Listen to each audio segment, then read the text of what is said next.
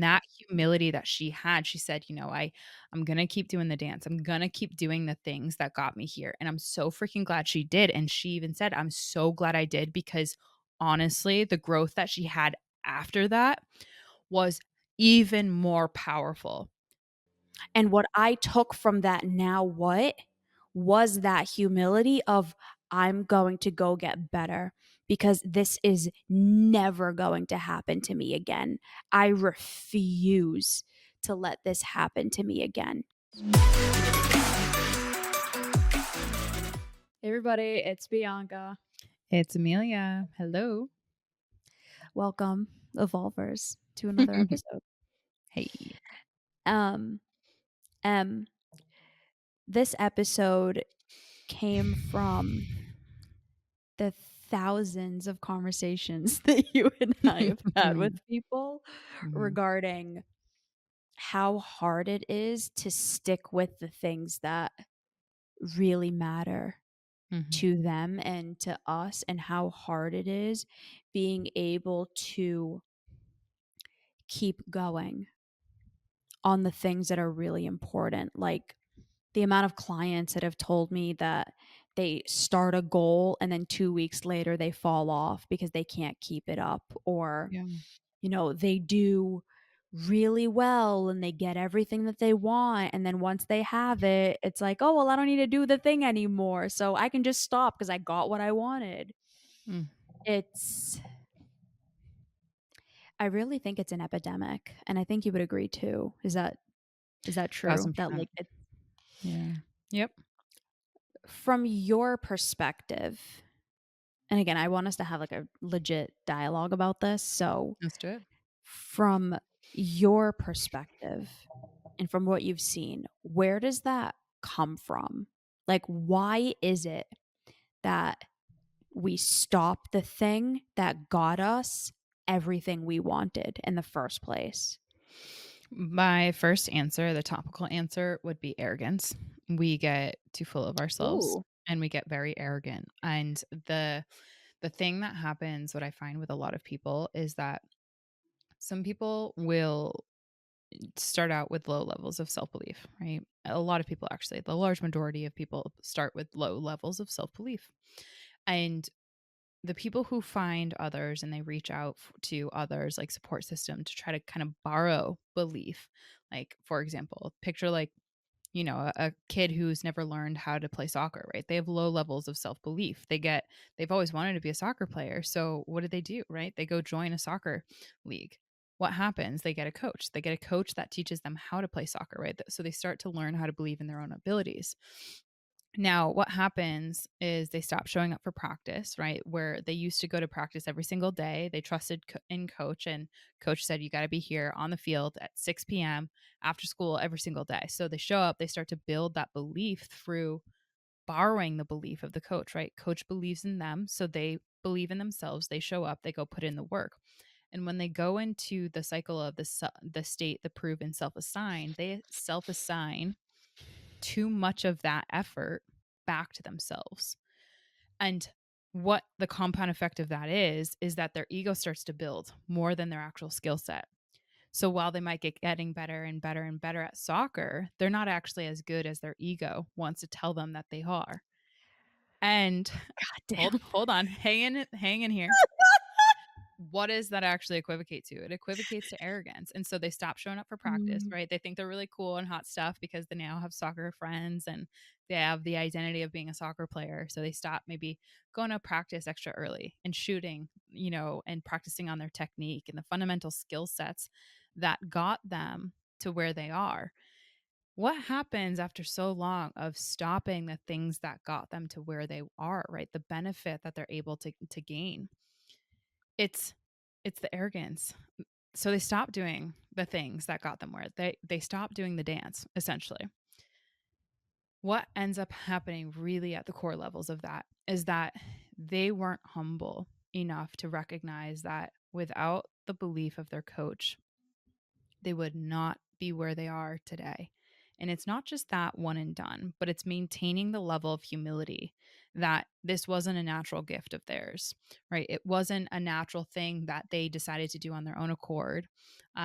It was out of aspiration or out of pain of all of my friends are becoming soccer players. So I don't want to be the only person that's not a soccer player, right? So you can apply this whole experience to life, right? You see your friend get a really cool job, but you start comparing yourself to them, right?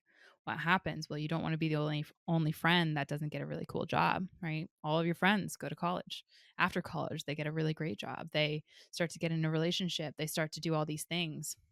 Trying to keep up with the Joneses becomes kind of the game that you play, and so you try to equip yourself and borrow belief from other people, right? And you start doing the things to try to get you that identity. And then once your ego gets big enough, you stop doing the dance. And so I kind of circle that back to the word arrogance because truth be told, it is that what I see again and again. And then people stop getting the results that they thought they would get. The results aren't coming their way because they stopped doing the dance. They stopped doing the little tiny things that are so seemingly insignificant, but make all the difference when it comes to whatever it is that they want or whatever it is that they want to avoid. And I've seen this time and time again. Again and again, our ego can get bigger than our actual skill set. And when our ego gets ahead of our own actual level of real self-belief and our ability to actually build that, that is when we get a slap of reality. And we have a decision. Listen, we have a decision at that point. Oh my god, Emilia's coming in hot. We I have a love it. point to where we can say, "Gee, my ego has gotten ahead of me and I need to keep doing the most important things," or have the humility to say, "Hey coach, what were those little things that we did that made the big difference?" Coach says, "Remember when I taught you how to tie your shoes? Remember when I taught you how to put on your socks?" It's those little things. And people do not do that B. People instead go the other way. Go. Do you think that people actually know it's their ego though? Because I don't think that's what it is. I think you are Mm, 1000% right. If you take this apart and you just look at it like super objectively, that is the cycle, right? From a mhm, scientific perspective, like yes, that's what's happening. mhm. If you look behind the scenes though, and I've definitely fallen into this pattern, so I know it intimately. I have too in certain areas of my I life. It's don't hard not to. I don't think it's a sense of I don't think it's for some people it is arrogance, right? It's pure just like I'm the shit now. I got everything I wanted, so I don't need to do that other stuff. Right. I think Or I for a didn't need lot to. of people though, yeah. I think for a lot of people too though, it's you're finally not feeling as bad as you were before and you think you're like healed. It's like I've arrived. I figured it out now. Now I That's don't need to. arrogance. Yeah. But we don't know it's arrogance It's true. because It's true. we're perceiving it as, "Oh my god, I'm not in pain anymore. That's so Everything is fair. okay now."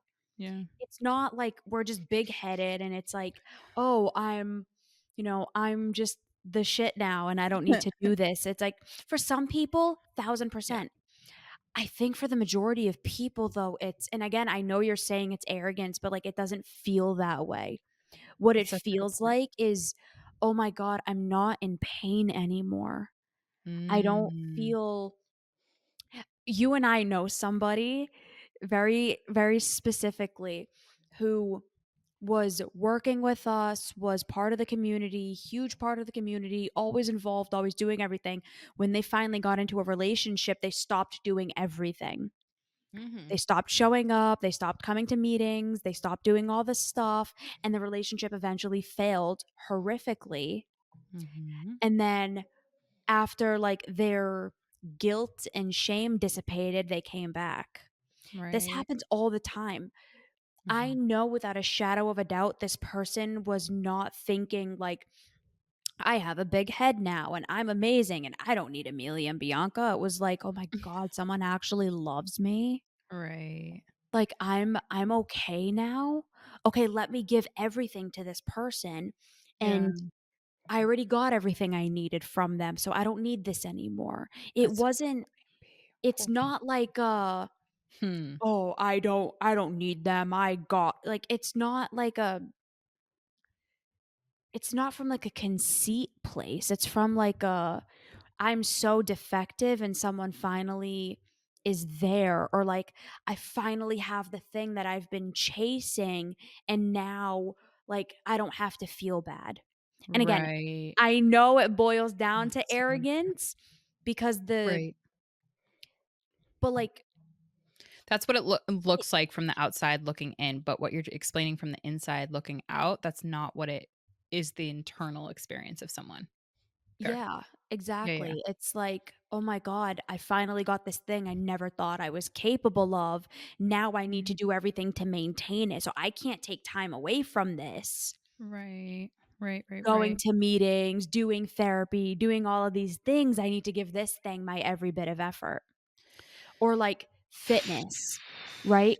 How many people have started doing the things and then they're like, I don't need a trainer anymore because it's too expensive and I feel bad about it and I can't justify this, but I can do it on my own now. It's not, again, for a lot of people, maybe it is arrogance, but for a lot of people too, it's like, I'm in so much pain. I'm not in Right. pain anymore. Cool. Now I want to figure it out on my own because we're terrified of needing other people.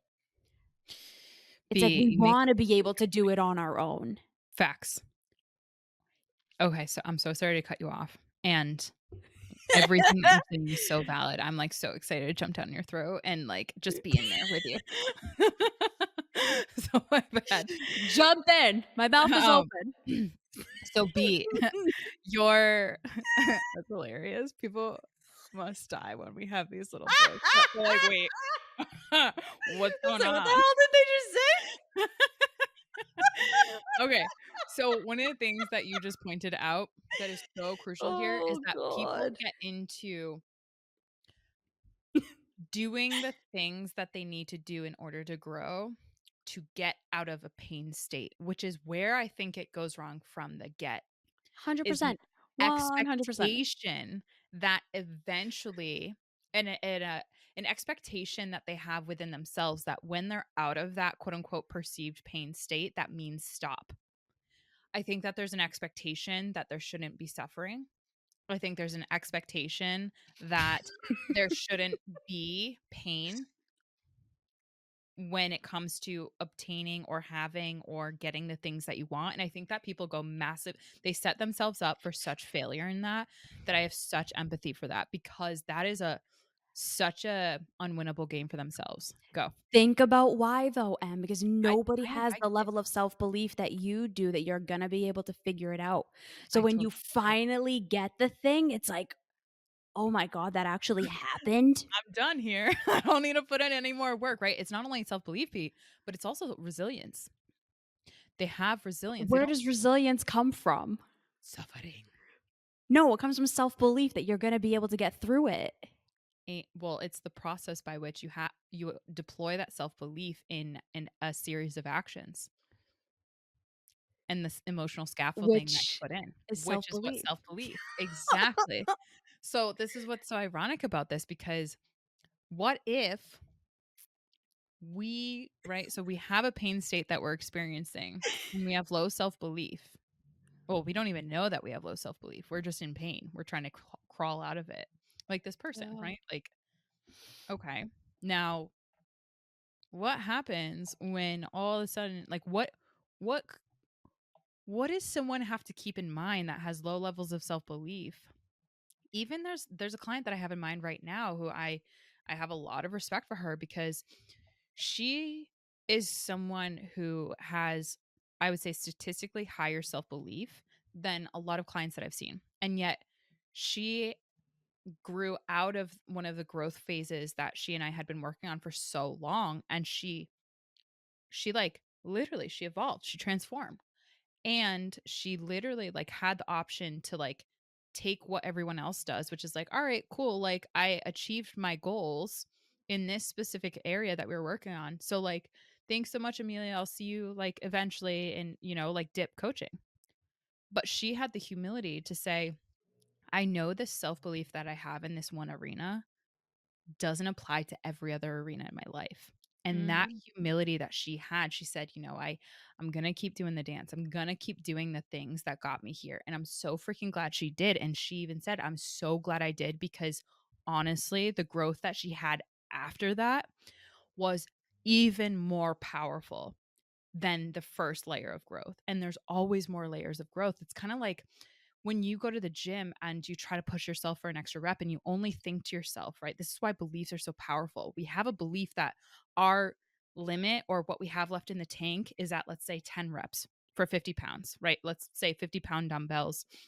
You're doing bench press, right? And you say, I can only do a ten rep max after doing all of your chest workouts. That's what you say to yourself. This is my max. I know, beast, right? Like, okay, you say that, but like, that's not fully true. You can push yourself. Let's say if someone had a gun pointed to your head and they had Oh you my do Lanta. 11 reps. I know it's aggressive, but like what if someone said like you have one more? That's so aggressive. But like One if more!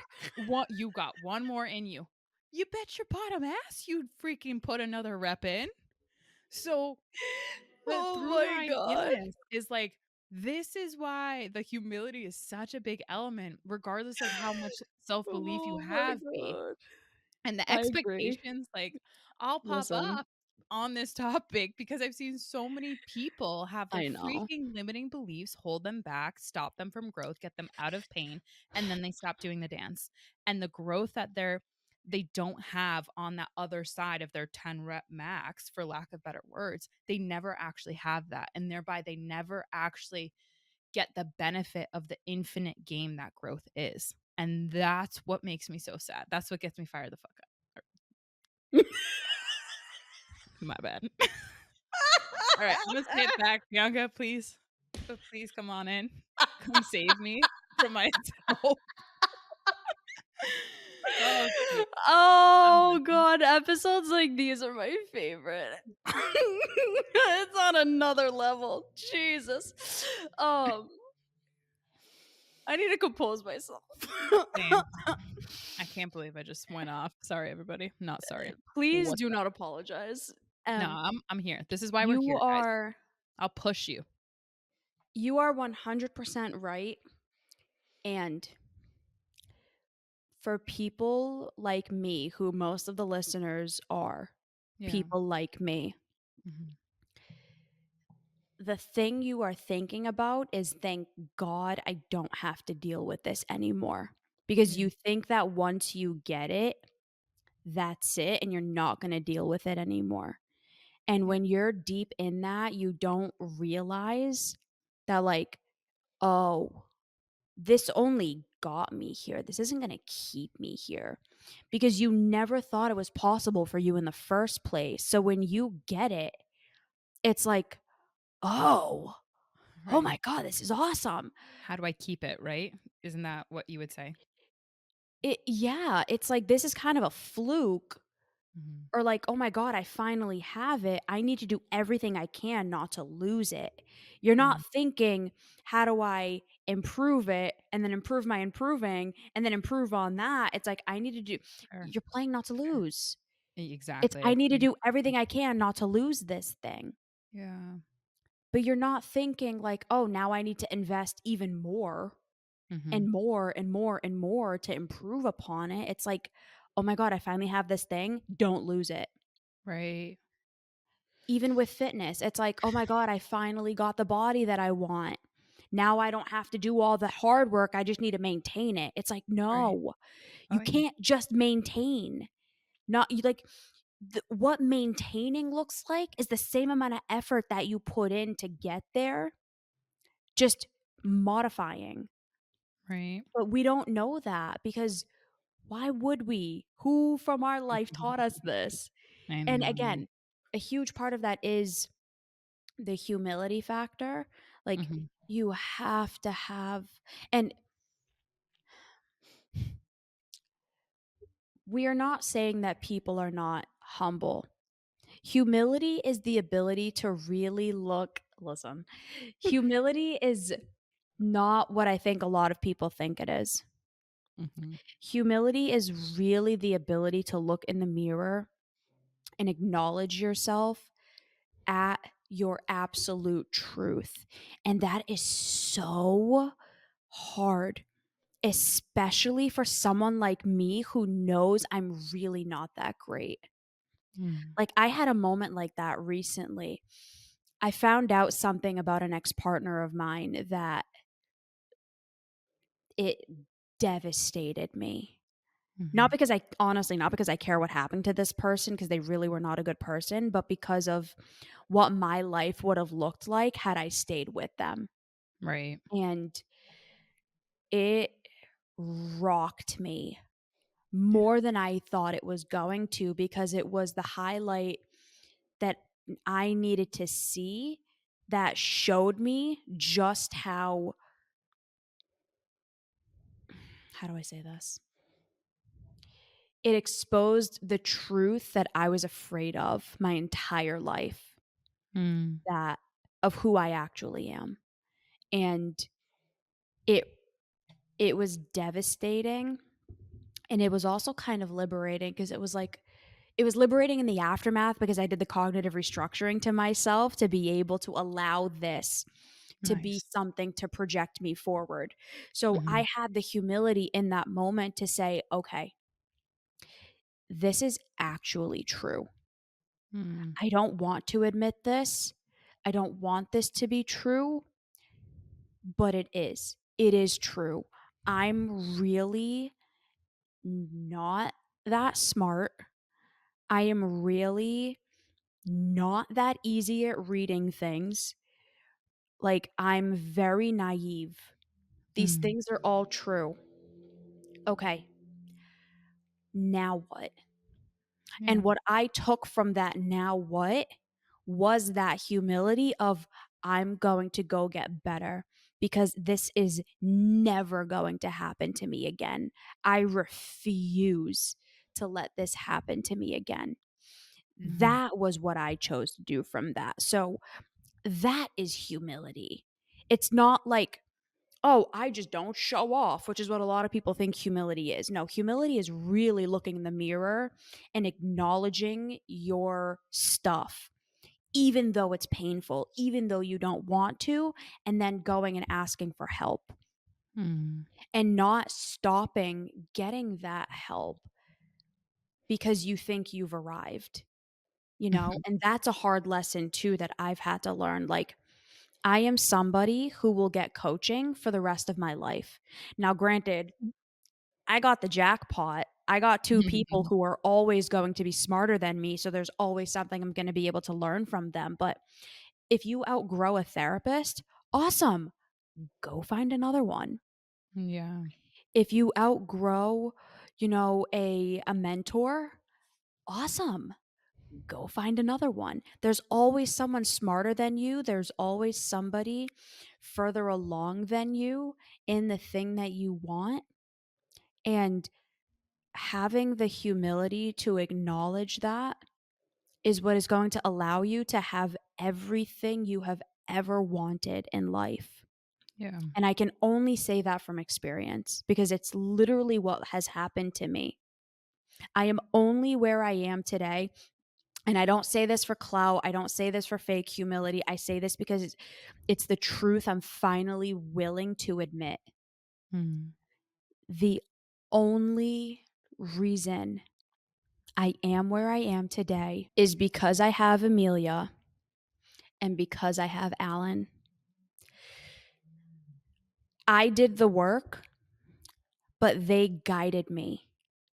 Mm. They helped me understand what to do. They helped motivate me and inspire me and empower me and push me. And it is the only reason I am where I am today. I could not have done this on my own, and I'm not ignorant enough to believe otherwise. Mm. It's also the reason why I'm going to be so successful in the future, and why I'm going to have everything I've ever wanted, because Mhm.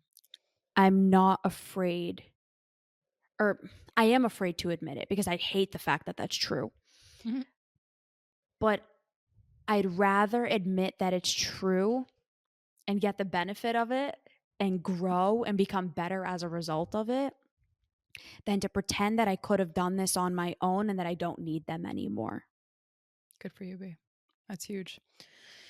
In closing, my final statement would be get better at asking questions because you have no idea what level, what surface level of whatever person you maybe have in your corner right now. You have no idea how much they're growing and evolving. So there's so much in their brain likely that you can tap into, but only if you have and are getting better at asking questions. Facts. And then the second thing is increase your action orientation. If you do those two things, honestly, like you'll have quite the trajectory, and B is living proof of that. So, my episode suggestion is 301 Motivation Monday, building mental resilience never does you dirty. B, what is yours in closing? 308. What stories are your inner critic writing? Mm. This episode was fiery. Oof, a little spicy. Here's the question I want you to ask yourself, okay? What can you take away from it? How can you make this apply to you? And Mm. what's the step you are going to take as a result? All right, everybody. Let's go. We will see you next time. Bye, everyone.